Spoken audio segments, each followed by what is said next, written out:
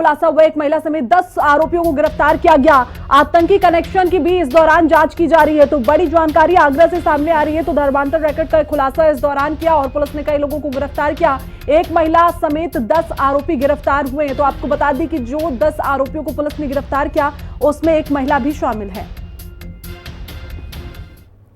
और एक बड़ी जानकारी छांगुर से जुड़ी इस वक्त की बड़ी खबर आप तक पहुंचा दें, जहां छांगुर ने आरएसएस पीएम मोदी के नाम का इस्तेमाल किया था। तो आपको बता दें कि छांगुर ने मुंबई में जो जमीन संपत्तियां खरीदी थी उस पर यह इस्तेमाल किया गया। और उत्तराखंड, हरियाणा, महाराष्ट्र में भी धर्मांतरण का जाल इसी तरीके से छांगुर फैला रहा था। आपको बता दें कि छांगुर के साथ 4 अन्य सदस्यों की गिरफ्तारी हो चुकी है। ईडी के साथ यूपी एटीएस ने भी छापेमारी जारी कर दी है। तो बड़ी अपडेट इस वक्त की आप तक पहुंचा रहे हैं, जहां छांगुर मामले में लगातार एटीएस की कार्रवाई जारी है।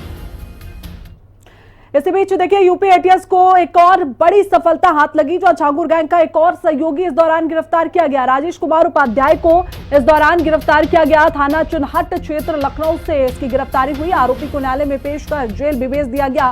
तो ये बड़ी अपडेट इस वक्त की आप तक पहुंचा रहे हैं, जहां लगातार छांगुर के ऊपर शिकंजा कसते हुए पुलिस नजर आ रही है। और इसी बीच देखिए, जहां छांगुर का एक और साथी था उसे गिरफ्तार किया गया।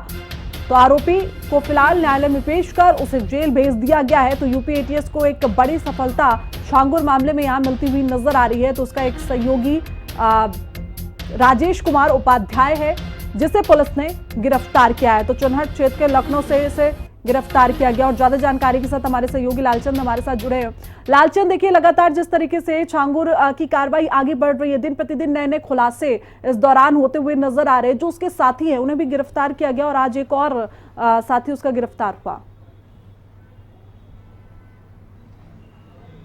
बिल्कुल श्रेया, जिस तरीके से धर्मांतरण के सबसे बड़े नेटवर्क छांगुर का चल रहा था और राष्ट्र विरोधी गतिविधियों में सम्मिलित था, उसको लेकर कहीं ना कहीं बड़ी कार्रवाई की गई है। और लगातार चाहे यूपी एसटीएफ की बात की जाए, चाहे एटीएस की बात की जाए और चाहे ईडी की बात की जाए, इस पूरे मामले में जांच कर रही है। और यही वजह है कि एटीएस को एक और बड़ी सफलता मिली है। लखनऊ के चिन्हट इलाके से राजेश कुमार उपाध्याय को एटीएस ने गिरफ्तार किया है, क्योंकि ये जो बलरामपुर कोर्ट में बाबू है, कोर्ट का बाबू है, और ये छांगुर की कोर्ट के जरिए जो है मदद कर रहा था, उसको लेकर जो है एक बड़ी सफलता एटीएस को मिली है।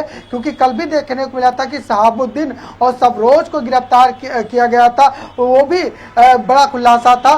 तो कहीं ना कहीं लगातार एक के बाद एक खुलासे हो रहे हैं, तमाम संपत्तियों की जांच हो रही है। ईडी ने भी राजेश उपाध्याय के जो है तमाम ठिकानों पर छापेमारी की है, क्योंकि जो कोर्ट का बाबू है उसके पास अथाह संपत्ति जो है पाई गई है, क्योंकि वो वाराणसी का रहने वाला है। लखनऊ में उसकी तमाम संपत्तियों पर ईडी ने छापेमारी की है। और ये माना जा रहा है कि ये धर्मांतरण के तमाम जो पैसे से या छांगुर के दिए हुए पैसे से ये जो है संपत्ति इकट्ठा की थी और छांगुर की ये मदद करता हुआ दिखाई दे रहा है। इसी तरीके से एक नेटवर्क आगरा में भी पाया गया है, जिसमें 10 लोग गिरफ्तार किए गए हैं। उसमें 10 लोगों को रिमांड पर लिया गया, उनसे पूछताछ की जाएगी और भी कई बड़े खुलासे हो सकता है कि फिलहाल अभी डीजीपी ने साफ कर दिया है कि जो जी बिल्कुल लालचंद, देखिए जिस तरीके से रोज ना रोज खुलासे हो रहे हैं, गिरफ्तारी भी की जा रही है। लेकिन इसी बीच एक और जानकारी आई थी कि जो छांगुर था वो आरएसएस और प्रधानमंत्री मोदी की तस्वीरों का इस्तेमाल किया करता था। किस तरीके से इन तस्वीरों का इस्तेमाल वो करता था, जरा डिटेलिंग में बताइए। देखिए श्रेया, एक और चीज निकल के सामने आई है कि छांगुर जो है एक बड़ा नेटवर्क का मालिक बनना चाह रहा था, एक बड़ा शासन करना चाह रहा था। यही वजह है कि वो एक आरएसएस संघ का जो है बनाकर जो है उसमें सम्मिलित था। उसका जो है सचिव बताया करता था अपने आप को, और उसमें प्रधानमंत्री नरेंद्र मोदी की फोटो लगी हुई थी।